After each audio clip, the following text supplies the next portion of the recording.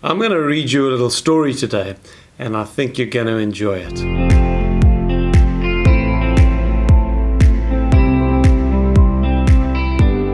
Recently, as you probably know, we ran a 6-week series with a guy called Fred Wilson, who's one of the top estate agents in America. In fact, he holds the world record for the streak. He has sold a house on average once a week for the last 36 years or something like that. It is over 30 years that he sold a house every week.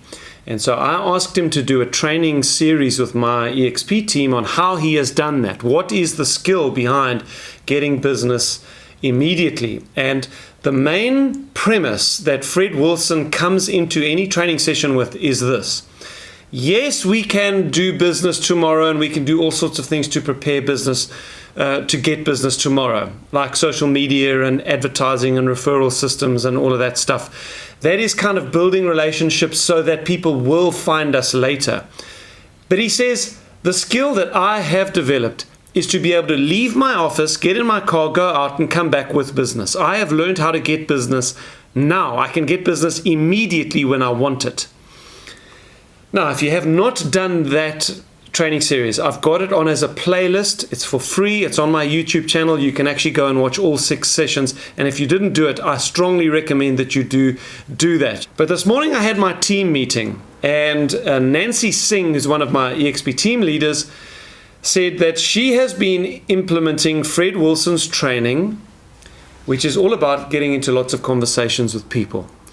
And she has sold a house every week for 6 weeks since she started implementing this very simple principle. And what Fred basically teaches is you have to have lots of conversations with people every day. He makes between 20 and 30 phone calls every day.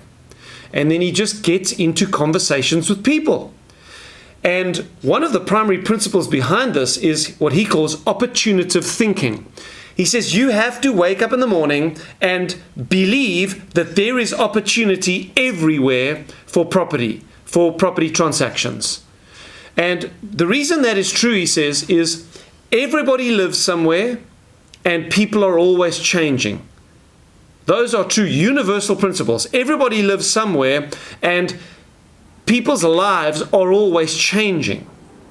And because of that, if you have enough conversations with enough people, you are going to consistently bump into people whose change in life right now affects where they live.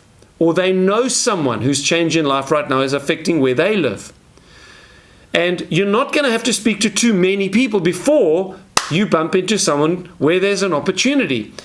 What he says is, the whole key that opens this door, the engine that drives this thing, is just getting into lots of conversations. And then there were 1 or 2 little techniques where he taught you how to turn the conversation towards property-related matters. And then, if there is an opportunity, to say to them, if I could find you the perfect buyer, as you've described your buyer to me now, would you be willing to work with me? If I could find you the perfect home that meets what you've just told me is what you're looking for, would you be willing to work with me? And that's all he does. Gets into lots of conversations, bumps into opportunities, and then asks the person, if I could find you what you're looking for, would you be willing to work with me? It's not rocket science, it's not complicated. And when I heard Nancy Singh's little testimony this morning, this is a lady who's recently joined EXP, and she was innocent enough to listen to Fred Wilson's training and actually go and do it. Okay, here's my story. You ready? Story time. Now it came to pass that a group existed who called themselves fishermen. And lo, there were many fish in the waters all around. In fact, the whole area was surrounded by streams and lakes filled with fish. And the fish were hungry. There's the opportunative thinking. Week after week, month after month, and year after year, these who called themselves fishermen met in meetings and talked about their fishing occupation, the abundance of fish, and how they might go about fishing. Year after year, they carefully defined what fishing meant. They defended fishing as a noble occupation. And they declared that fishing is always to be the primary task of fishermen. To be diligent, they continually searched for new and better methods of fishing and for new and better definitions of fishing. They loved slogans such as, "Fishing is the task of every fisherman." They sponsored costly nationwide and worldwide congresses to discuss fishing, to promote fishing, and to hear all about the ways of fishing, such as the new fishing equipment, fish calls, and whether any new bait had been discovered. These fishermen collected in groups and companies with dynamic team leadership. Many of them built large, beautiful buildings called fishing headquarters. And the plea was that everyone should be a fisherman and every fisherman should fish consistently. The one thing that none of them did, however, they didn't fish. In addition to meeting regularly, they paid companies to do fishing for them. All the fishermen seemed to agree that what is needed is more training and better fishing technology. And then they asked the team leaders to issue a strong challenge to all fishermen to be faithful in fishing. The team leadership was formed by those who had great vision and courage to speak about fishing.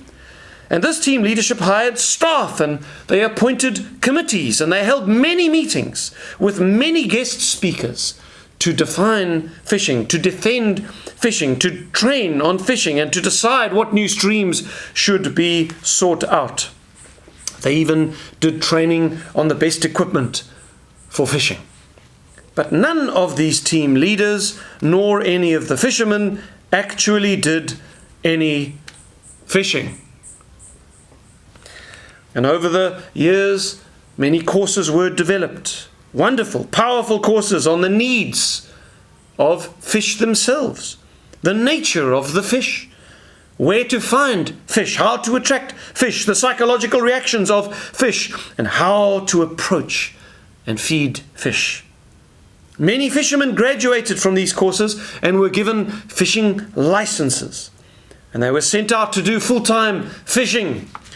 Many who felt the call to be fishermen responded. They were licensed and they were sent out to fish. But like the fishermen back home, they never actually did any fishing. Like the fishermen back home, they engaged in all kinds of other occupations. They built power plants to pump water for fish. And they bought tractors to plow new fishing waterways. They made all kinds of equipment to travel here and there to look at fish hatcheries. They started social media groups for fishing and for fish.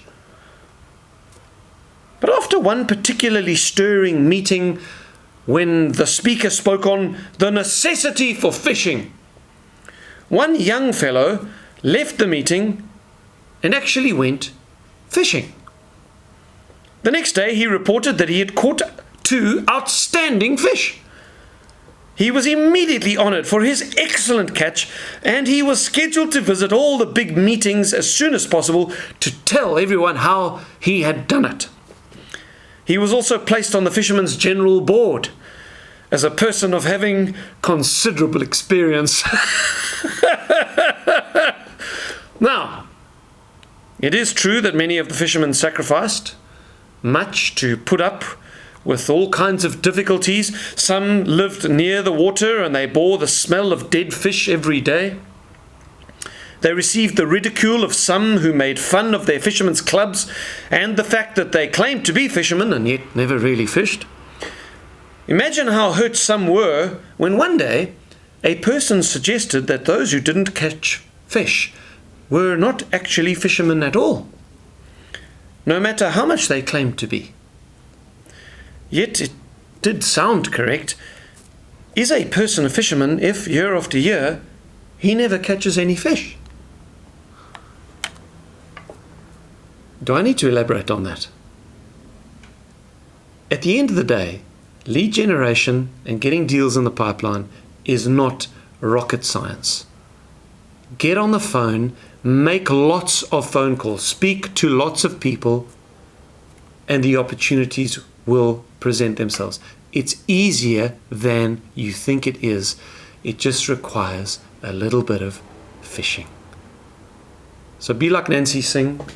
be inspired. Why don't you make a few phone calls and see what happens?